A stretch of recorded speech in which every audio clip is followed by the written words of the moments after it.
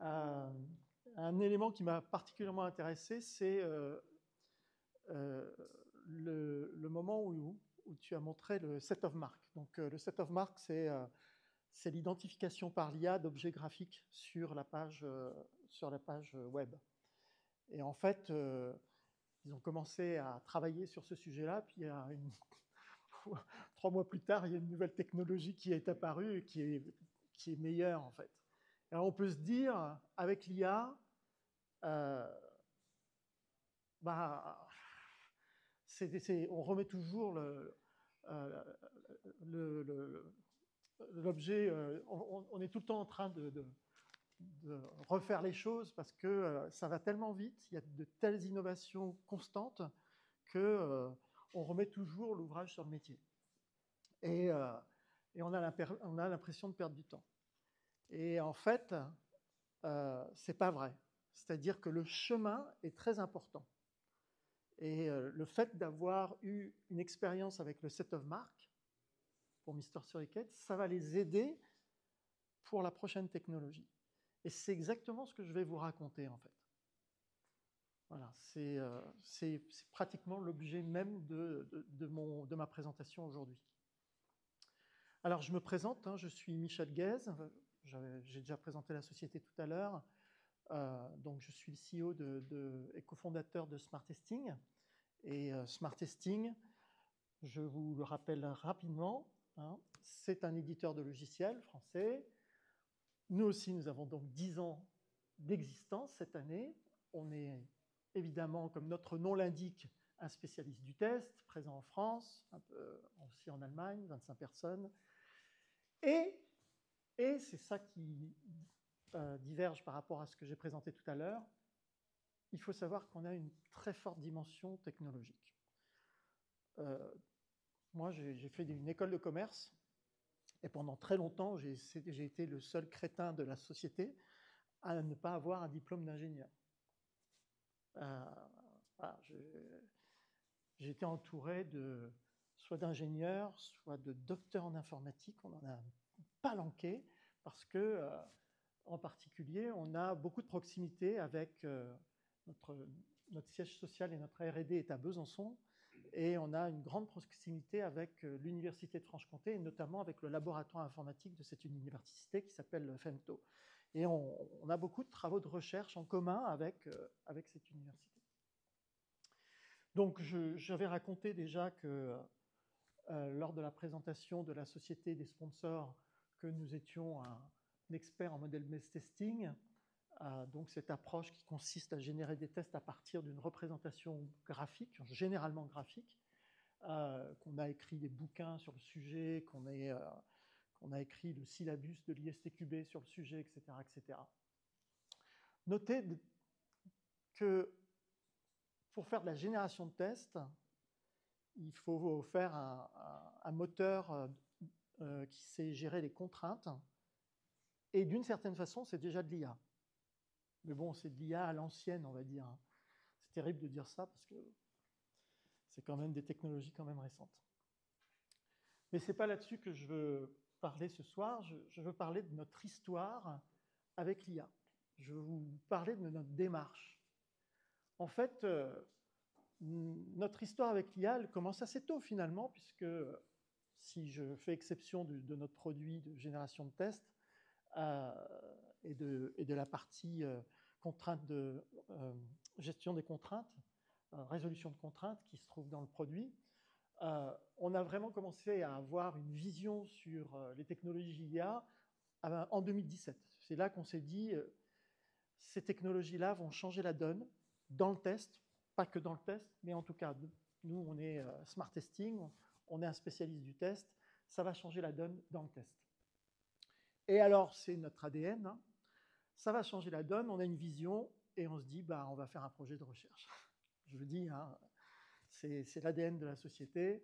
Et on a fait un premier projet de recherche avec donc, le laboratoire FEMTO, hein, vous voyez que, de l'Université de Franche-Comté.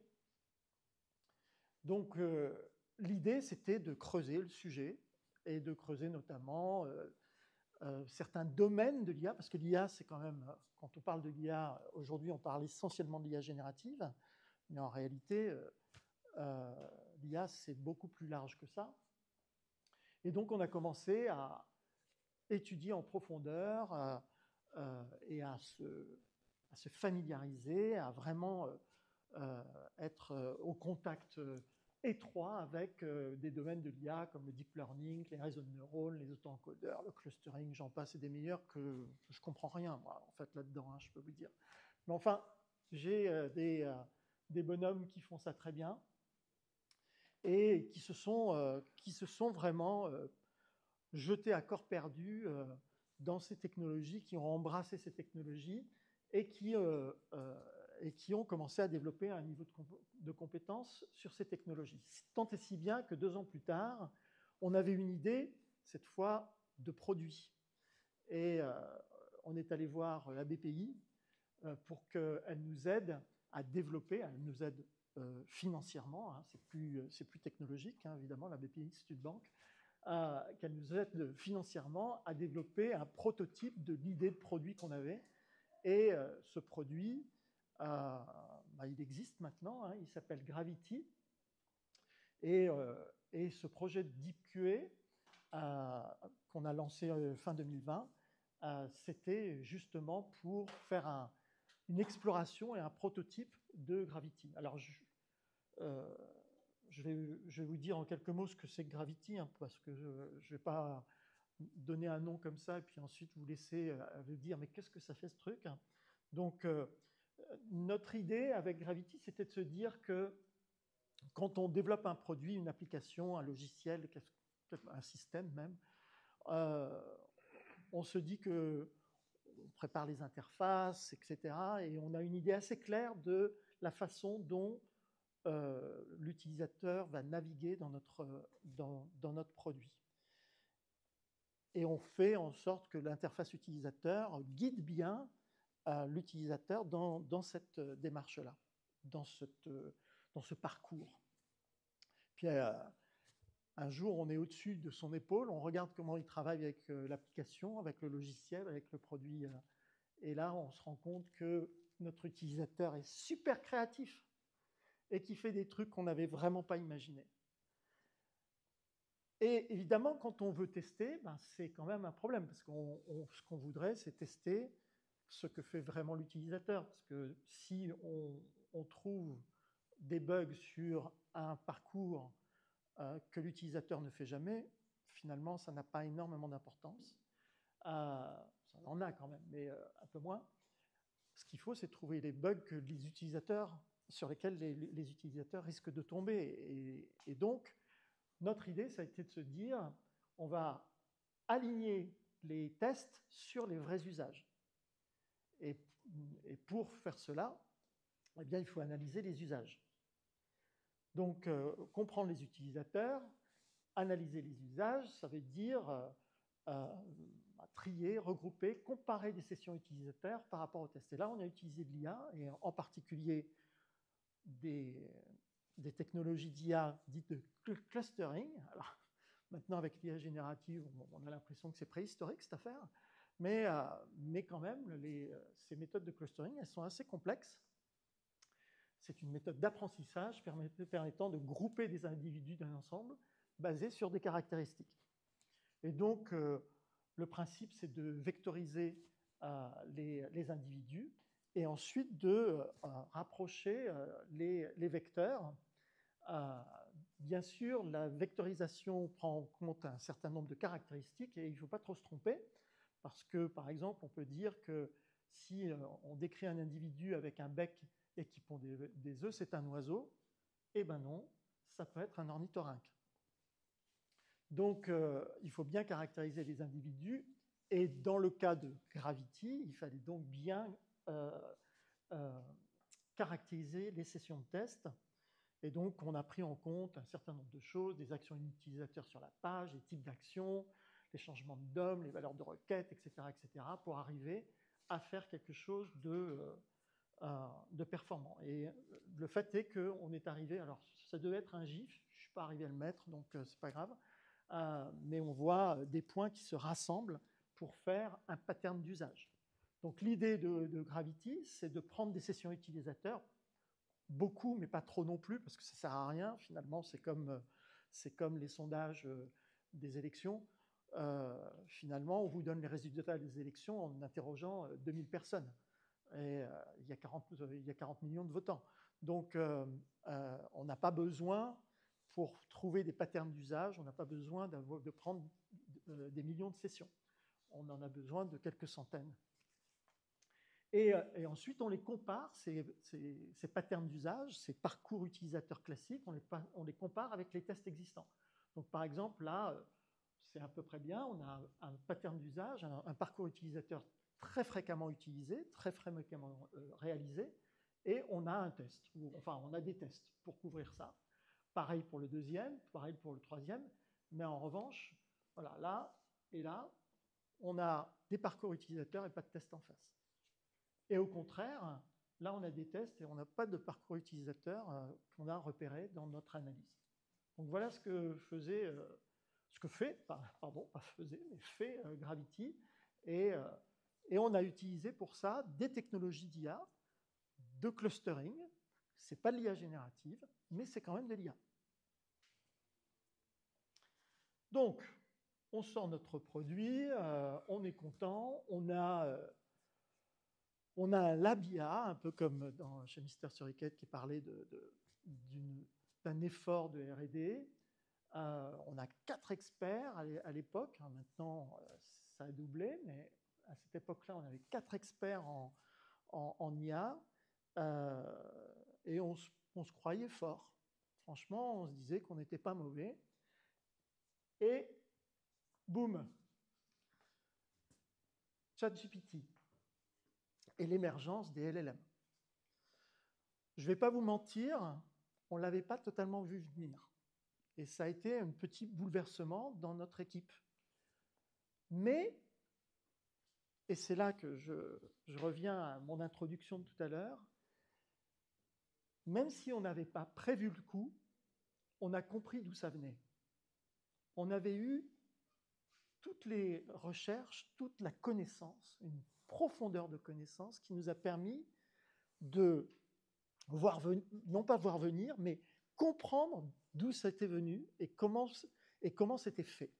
Ce qui fait que quand on s'est évidemment intéressé à l'IA générative, on avait un gros background derrière nous, très important, qui nous a permis de nous approprier cette technologie très vite, très profondément, et de la comprendre, la maîtriser dans ses subtilités. En gros, ce que je veux dire, c'est qu'il y avait de la consistance. Et cette consistance, d'ailleurs, on a voulu très vite la partager. Et vous trouverez sur notre site internet un e-book que voilà, c'est gratuit, hein, allez le télécharger, qui vous donne des pistes, qui vous éclaire, qui élimine un petit peu du brouillard qu'il y a autour des technologies d'IA générative en lien avec votre métier de testeur. Donc ça, c'est une première chose qu'on a voulu partager très vite. La deuxième chose qu'on a voulu partager très vite, eh bien, ça s'est concrétisé par une formation qui a beaucoup de succès, hein, et au point que cette formation va être le squelette, plus que le squelette, hein, puisqu'on parle de 80%. 80% de notre formation va servir de base au prochain syllabus de l'ISTQB sur l'IA pour le test. Donc, si vous suivez cette formation aujourd'hui, dès que le syllabus et dès que la certification sera disponible, vous serez en capacité d'être certifié ISTQB IA Tester. Et pour vous donner des indications là-dessus, hein, puisque évidemment on est au cœur du truc, donc c'est nous qui écrivons le syllabus, et il devrait être voté par l'Assemblée générale de l'ISTQB en septembre ou en octobre. Donc vous pourrez vous former également et avoir une certification, un coup de tampon de l'ISTQB sur ce syllabus. Voilà, donc Cette première partie de ma présentation, je ne sais pas si j'ai été clair, c'était pour vous montrer qu'il y avait une démarche et que cette démarche, elle nous avait conduit à avoir vraiment une profondeur de connaissance sur les technologies d'IA, même si on est parti de technologies d'IA qui n'étaient pas évidemment de l'IA générative, mais qui ont conduit à l'émergence de l'IA générative. Mais nous sommes un éditeur de logiciels. Et un éditeur de logiciels, ça ne fait pas que des e-books et des formations, ça fait des produits logiciels. En l'occurrence, nous vendons des solutions de tests logiciels. Et on en a une historique, et on s'est dit, bah, il va falloir l'augmenter IA. Et c'est ce que je vais maintenant vous raconter. C'est comment on s'est posé la question d'instiller et d'introduire de l'IA générative, cette fois, au sein de notre produit Yes, qui est notre produit historique qu'on a lancé en 2017, etc. etc. Alors, qu'est-ce que c'est que ce produit? Je vous le raconte vite fait. C'est un outil de conception de test. Comment? C'est pour aider à l'automatisation? Non, pas forcément. Ça aide surtout à produire les tests les plus pertinents. Après, qu'ils soient exécutés manuellement ou automatiquement, c'est votre affaire. Vous pouvez le faire avec Yes, bien sûr, mais ce n'est pas un outil d'automatisation au sens automatisation de l'exécution. C'est la conception. En réalité, il faut bien dire que quand on dit tester, et même quand on dit automatisation de test, on pense à l'exécution. On n'a pas besoin de dire j'automatise l'exécution des tests. On dit j'automatise les tests. Mais en réalité, on n'automatise que l'exécution des tests. Donc, tous les outils que vous connaissez, ils sont sur la partie exécution. Que ce soit des outils de test management ou des outils d'automatisation, enfin d'exécution automatique, ils sont sur la partie exécution. Nous, on cultive notre originalité et on a décidé de faire un produit sur la conception, donc sur la phase amont. Et l'idée, c'est d'étendre la chaîne de production des tests, la chaîne outillée de production des tests, non pas seulement sur la phase d'exécution, mais en amont également sur la phase d'analyse, conception, implémentation des tests. Sur les entrants fonctionnels classiques que vous avez, user story, feature, exigences, spécifications, etc. Comment, pardon? Vous faites le tri, l'analyse des informations et par la suite l'automatisation?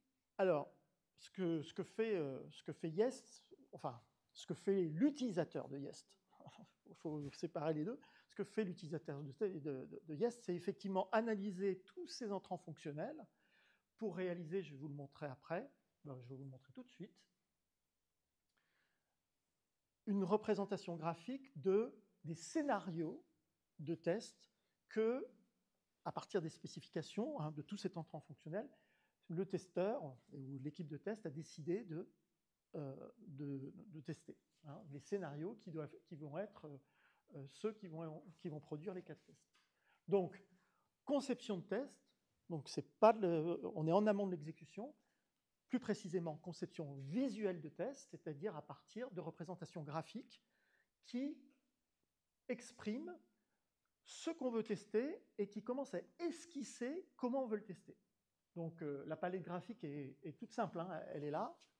Il y a 7 éléments, des connecteurs, des points de début, des tâches, des sous-parcours. On peut avoir à l'intérieur on peut hiérarchiser les parcours, des points de choix, des points de fin, et ça c'est des regroupements pour dire ça c'est tel package applicatif, ou ça c'est sous la responsabilité de Pierre, et ça c'est sous la responsabilité de Christine, voilà, par exemple. Oui, oui. En fait, la conception de test liée à ce produit, c'est des diagrammes. C'est des diagrammes, en fait. J'ai l'impression que les use cases ici se font d'un diagramme. Alors, c'est pas produit, ça. Ça, c'est ce que fait le testeur. Okay. Il prend ses spécifications et il pose le problème. Il pose ce qu'il veut faire et il le fait de façon graphique. OK?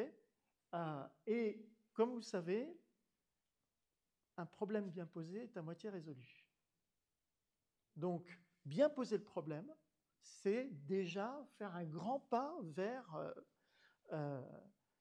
la résolution du problème. Et donc, bien poser les choses comme ça permet de clarifier les idées des équipes de test et de dire, bon, voilà ce qu'on va faire. Et comme c'est graphique, il y a un autre avantage, c'est que c'est collaboratif. C'est qu'on va pouvoir demander à des cerveaux différents, à des profils différents, de se pencher sur la façon dont on veut tester l'application en question. Finalement, ce dessin là que vous avez vu avant, il transcende les différences de profil. Franchement, si vous montrez des tests, et vous le savez tous, si vous montrez des tests sous forme d'action-résultat attendu pas à pas à des business analysts, ils vont, par politesse, ils vont vous dire je vais les relire et je vais te les valider, mais au bout de 4 tests, ils s'arrêtent, et parce que c'est rébarbatif. Je ne veux pas être grossier, mais ça les fait chier. D'accord? Donc, si vous leur montrez ça, finalement, qu'est-ce que c'est ça? C'est un peu un modèle de processus métier. Ça parle à des business analysts, puisque le business analyst, normalement, il devrait faire ça.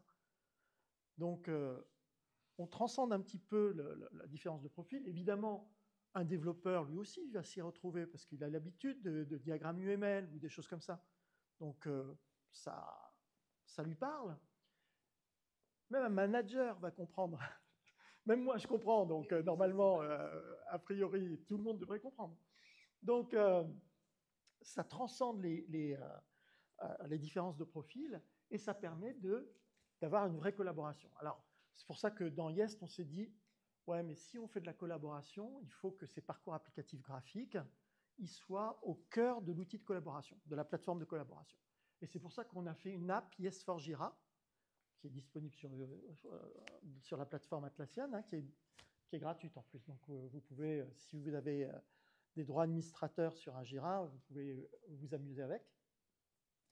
On a fait donc une app Yes4Jira qui permet de partager et d'éditer les parcours applicatifs graphiques que je vous ai montrés juste avant, et de faire en sorte que plusieurs cerveaux se penchent dessus et donnent leur avis. C'est toujours très intéressant d'avoir un développeur qui va dire oui, mais là, moi, je vais faire les choses comme ça. Si tu vas le tester, eh bien, je vais faire en sorte que ce soit testable, par exemple. Donc, partager, en plus, c'est quand même la collaboration, c'est quand même un des piliers de l'agilité. Donc, voilà, un module de collaboration. Ce module de collaboration, c'est app Yes4Jira. Elle se synchronise avec le moteur, hein, le cœur du réacteur. Nous, on l'a appelé l'IDE du testeur, parce que ça regroupe tout un tas d'accélérateurs et de fonctions de refactoring qui permettent de rendre les tests exécutables, d'implémenter les tests pour une exécution manuelle ou automatisée le plus vite possible. Donc, c'est pour ça qu'on a rassemblé tous ces accélérateurs, toutes ces fonctions de refactoring sous un label IDE du testeur. Et donc, il y a une synchronisation entre les deux modules et bidirectionnelle pour que si le testeur change quelque chose, eh bien, ça soit vu par le reste de l'équipe et vice-versa. Et donc, pour finir, juste un truc, mais vous avez compris comment ça marchait hein, maintenant. Hein, on part des spécifications. L'utilisateur de Yes va concevoir son parcours graphique. Derrière, il va rajouter un peu de plomberie. Hein, c'est le lot de ce métier, sous forme de table de décision, où il ou elle d'ailleurs, va rajouter l'expression des règles métiers, les liens de traçabilité, il ou elle va ajouter les données de test, etc., etc. Et donc, Yest va ensuite générer un nombre optimal de tests pour couvrir l'intégralité du projet Yest avec un minimum de tests. Et ces tests, une fois produits, sont publiés. Alors, on pourrait dire exportés, mais exportés, c'est faible. la publication, c'est plus intelligent, puisqu'on va gérer le cycle de vie des tests dans les produits tiers. Donc, on va produire les tests, publier les tests manuels dans des outils de test management comme X-Ray, Zephyr, Squash, ALM, Octane, Spiratest, j'en passe. Et puis, on va également publier les tests automatisés dans les environnements d'exécution automatique comme Selenium, Robot Framework, il y en a plein, quoi. Cypress, Playwright, etc., etc. Donc, voilà comment ça marche. Cette approche-là, elle a beaucoup de bénéfices. Bien poser le problème, partager, etc. Il y a des aspects d'accélération. Et on a rassemblé ça, c'est un slogan un peu publicitaire, bien sûr, mais ça reflète bien ce que fait notre produit. Les tests les plus malins, les plus smart, ceux qui dérisquent vraiment vos mises en prod, 40% plus vite et moins cher. Alors, c'était juste pour vous dire ce que faisait notre produit, parce que ce dont je veux vous parler maintenant, c'est de notre démarche pour instiller et intégrer des fonctions d'IA dans ce produit. Alors, déjà, on s'est fixé quelques règles. On s'est fixé des specs, finalement, des exigences. Parce qu'on a vu un de nos concurrents qui fait à peu près le même produit que nous, moins bien, évidemment, qui a tout de suite sauté sur l'IA générative et qui a sorti une fonction en faisant beaucoup de bruit sur les réseaux sociaux, on est IA, on est IA, on est IA. Et cette fonction consistait à expliquer ce que faisait le modèle, le parcours graphique. Or, pour nous, c'est vraiment une hérésie, parce que le parcours graphique, s'il n'est pas compréhensible très facilement, alors c'est que c'est un mauvais parcours graphique. Donc, avoir un système pour expliquer quelque chose qui doit être facilement compréhensible, un système basé sur l'IA pour expliquer quelque chose qui doit être compréhensible pratiquement du premier coup d'œil, c'était une hérésie et on a bien compris que c'était juste pour faire le buzz. Et nous, voilà, un peu provinciaux, on ne voulait pas de paillettes, on voulait tout de suite faire quelque chose de sérieux. Donc, on voulait que la fonctionnalité développée réponde à un vrai problème. On voulait prendre en compte les craintes des clients liées à la sécurité et la confidentialité de leurs données. Et on voulait que cette fonctionnalité soit bien intégrée dans notre produit. Et donc, on a choisi comme service quelque chose qui nous était demandé très, très souvent. Très souvent, on nous a dit on a des patrimoines de tests existants, patrimoine de tests manuels ou automatisés, qu'importe, existants. Ils vivent toujours, parce que l'application qu'ils testent vit toujours. Ils évoluent.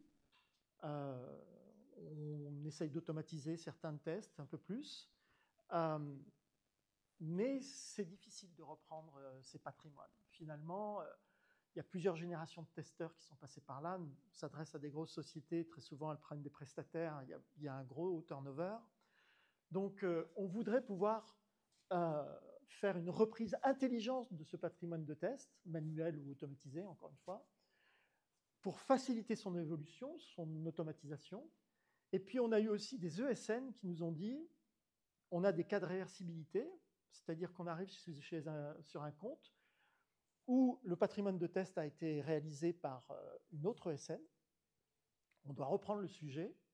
Et là, voilà, il faut le plus vite possible qu'on s'approprie le sujet, qu'on s'approprie les tests, qu'on s'approprie ce référentiel. Et votre idée là, de faire des parcours graphiques, c'est une façon de redocumenter les tests existants. Ça nous semble vachement intéressant. Donc, on a voulu répondre à toutes ces sollicitations.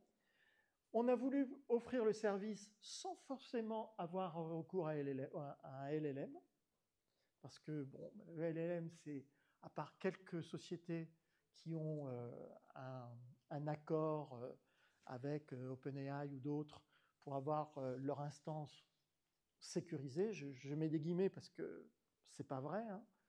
La réalité, c'est qu'il y a une loi aux États-Unis qui fait que si demain la NSA veut voir ce qui se passe dans l'OpenAI sécurisé d'AXA, ils le feront. Tous les contrats qui ont été signés entre AXA et OpenAI, la NSA s'assoira dessus parce qu'il y a une loi, je ne sais pas comment elle s'appelle, le truc ACT, là, qui leur permet de faire ça. Bon, bref. Mais quand même, il y a une certaine forme de sécurité. Et puis, on voulait éviter l'effet verrue, hein, le truc mal foutu. Voilà. Donc, on a développé ça. On a développé un service qui fonctionne de la façon suivante. On a la possibilité, donc évidemment, d'importer des tests existants dans Yest. Et on a une première étape qui utilise l'IA générative et notamment la puissance de l'analyse sémantique, de la compréhension sémantique des tests. C'est-à-dire que même si les mots pour exprimer une même étape de test sont totalement différents, la force de l'IA générative, c'est de pouvoir reconnaître que deux étapes de test écrites différemment mais qui font la même chose. C'est pas si simple hein, de faire ça. Et donc, on a une première étape qui permet d'uniformiser les étapes de test, de choisir, de regrouper celles qui font la même chose écrites différemment et de choisir un texte unique pour toutes. Ça va faciliter derrière l'automatisation, la création des mots-clés, etc. De la même façon, on repère parfois les données qui sont en dur pour les paramétrer. Donc, une première étape d'uniformisation, et derrière, une fois que cette uniformisation est faite, eh bien, on a la possibilité de faire une rétro-ingénierie du parcours graphique. Donc, on redocumente graphiquement les tests qui ont été repris. Alors, on a été très challengé par nos clients qui avaient très très peur d'utiliser un LLM. Donc, on s'est dit, on va leur fournir une solution avec des options. Avec une option d'ailleurs sans IA, carrément, sans IA générative, où l'analyse des pas de test se fait sur une analyse syntaxique. Alors, c'est vraiment moins bon, hein, parce que du coup, ça utilise des technologies de NLP, hein, de Natural Language Processing, où il faut qu'il y ait un certain nombre de mots communs pour faire des rapprochements. Si on dit cliquez sur l'image et puis par ailleurs sélectionner la photo, eh bien ce n'est pas avec une analyse syntaxique, on a des mots tellement différents qu'il n'y a pas de rapprochement. Alors qu'avec l'IA générative, l'IA est capable de dire que ça veut dire la même chose. Mais bon, on a quand même fait une offre dégradée, on va dire, à base d'analyse syntaxique. Ensuite, on s'est dit, cette harmonisation, on peut la faire sans LLM. Et donc, on propose un SLM. Donc, le premier L de LLM, c'est Large Language Model. Et SLM, c'est Small. Donc, l'intérêt d'un Small Language Model, c'est qu'il peut s'installer directement chez le client dans son réseau. Et tout ce qui va être géré, traité par le SLM, évidemment, ne sortira jamais de chez lui. C'est encore plus sécurisé qu'un LLM avec un contrat avec OpenAI ou avec Anthropic. Et puis, évidemment, on a aussi une option LLM pour faire finalement comment dire, un service relativement optionnel dont on peut se passer, qui consiste en particulier à renommer les scénarios de façon pertinente. Et voilà. Et donc, on a proposé à nos clients une formule à la carte, en quelque sorte, en fonction de leur appétence aux risques liés au LLM et à l'IA générative. Et voilà, et ça, c'est le résultat, finalement, d'un parcours, d'une démarche qui est partie du deep learning, hein, d'analyse et de recherche sur des choses très lointaines, apparemment, au LLM, et puis qui débouche sur un service bien packagé, avec une offre sécuritaire à la carte, et un service qui correspond vraiment aux besoins exprimés par nos utilisateurs.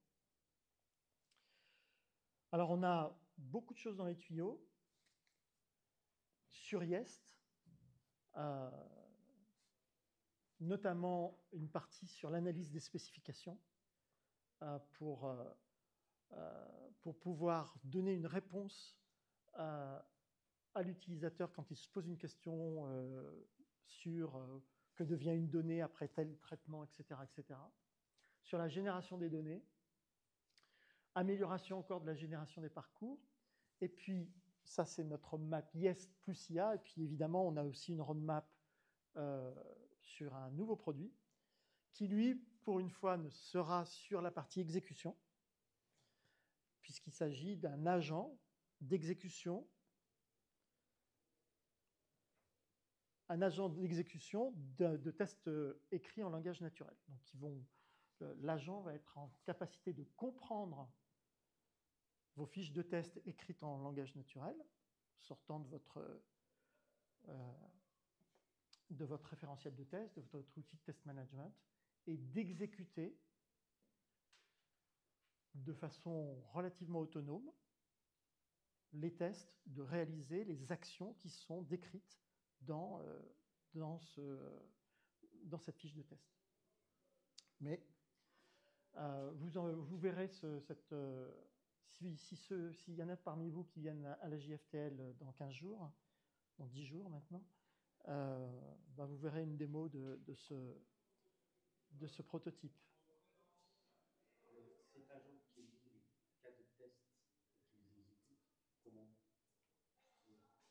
C'est un agent qui exécute. Comme il faut penser à un prestataire qui se trouve à côté de vous, ça peut être un junior à qui vous donnez vos tests, vous lui dites vas-y, tu les exécutes. Voilà, tu as l'application et tu y vas, tu exécutes les fiches de test.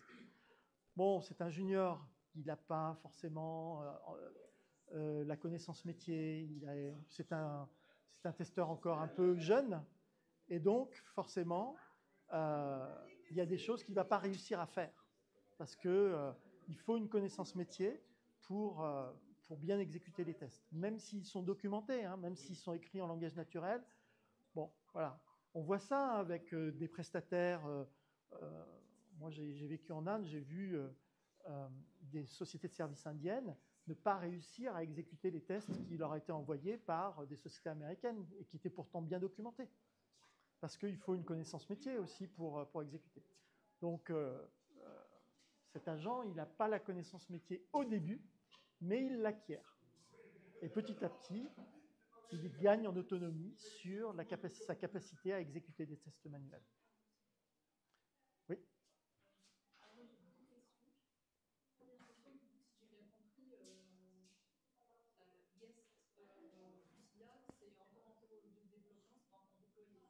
Alors, le service dont je vous ai parlé de reprise, ça c'est déployé, c'est fait. Ça c'est dans la roadmap, effectivement. Donc, c'est-à-dire qu'aujourd'hui, notre produit historique, qui encore il y a un an ou même 7 mois, 8 mois, n'avait pas d'IA, en tout cas pas d'IA générative, va s'enrichir petit à petit de fonctionnalités d'IA, mais toujours avec la même démarche, avec une démarche de vouloir faire quelque chose qui est intégré dans le produit, qui est un vrai service, et si possible, qui prend en compte les comment dire, les craintes de certaines organisations dans l'utilisation des LLM. Parce qu'il y a des craintes, hein, il ne faut pas se voiler la face. Il y a des craintes liées à la confidentialité, à la sécurité des données. Certains l'expriment, certains ne l'expriment pas. Je discutais avec un gars d'Accenture il n'y a pas très très longtemps qui me disait on se fait secouer par nos clients qui nous disent amenez-nous de l'IA, amenez-nous de l'IA, amenez-nous de l'IA. Et quand on leur amène de l'IA, ils nous disent ah oui, mais attendez, sécurité des données, on ne peut pas faire ça. Donc il y a une partie, il y a une forme de schizophrénie aujourd'hui sur le marché. Oui, on veut aller vers l'IA, mais on a très peur de l'IA. Donc voilà, ce qu'on essaye de faire avec Yest et avec nos SLM, là, c'est de fournir des vrais services qui, malgré tout, prennent en compte une forme de résistance et de crainte liée à l'envolée des données.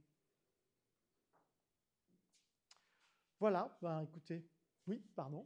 Vous parlez d'OpenAI et d'Anthropic, Ouais. mais pourquoi pas utiliser aussi Mistral, Oui, bien sûr.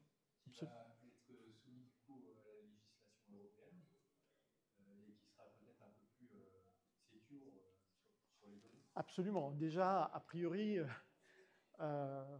c'est notre petit champion national, donc on a quand même intérêt à l'utiliser. J'ai parlé d'OpenAI parce qu'effectivement, c'est quand même le leader du marché, il ne faut pas se voiler la face. Mais tout change à toute vitesse, hein. Les Chinois sont dans la course à une vitesse dingue, hein. À une vitesse dingue. Aujourd'hui, outre les LLM, la grande course qui est en cours, c'est les agents. Et donc, il y a des innovations qui sont sorties par des boîtes chinoises qui sont absolument bluffantes, hein, sur les agents, sur les systèmes de web automation. Oui, alors c'est pas forcément des Chinois. Tout est déjà sur GameFace. On n'a plus qu'à installer des outils en 3 lignes de code, on a un agent. Ouais, tout à fait. Tout à fait. Enfin, si on achète des crédits. Oui, c'est ça, exactement. Exactement. C'est vraiment très simple. Ouais, il y a opérateur de OpenAI, il y a Manus d'un Chinois, etc. C'est assez bluffant, hein. Rappelez ce que vous appelez un agent. Un agent, c'est un élément actif, c'est-à-dire vous lui donnez une action à réaliser. Ce n'est pas, et il se débrouille pour le faire. C'est-à-dire vous allez lui dire demain, et vous allez voir, hein, on va tous y passer, hein, réserve-moi mes vacances au Maroc pour telle date à telle date. Et il va le faire. Il va aller chercher les sites et et si vous lui donnez même votre carte de crédit, il va payer, hein.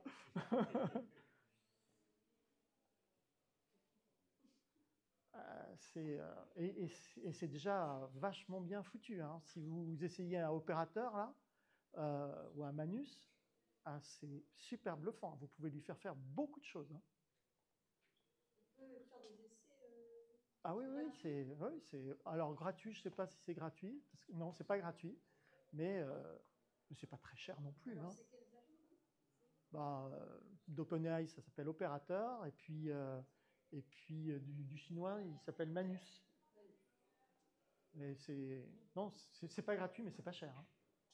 Et pour s'amuser, c'est assez bluffant. Okidoki. Moi, c'est juste une remarque Ouais. pour Yest, puisqu'en fait, pour Yest, l'utilisateur va générer un diagramme et passer ce diagramme à Replica Test. Ça pourrait être utilisé pour les producteurs teneur dont pas mal de boîtes les critères d'acceptation. Du coup, quand on est un diagramme, on peut générer des critères d'acceptation facilement aussi. Absolument. Vous avez tout compris, hein? Oui, c'est juste, je dis aussi, même les PO. Bien sûr, bien sûr, absolument.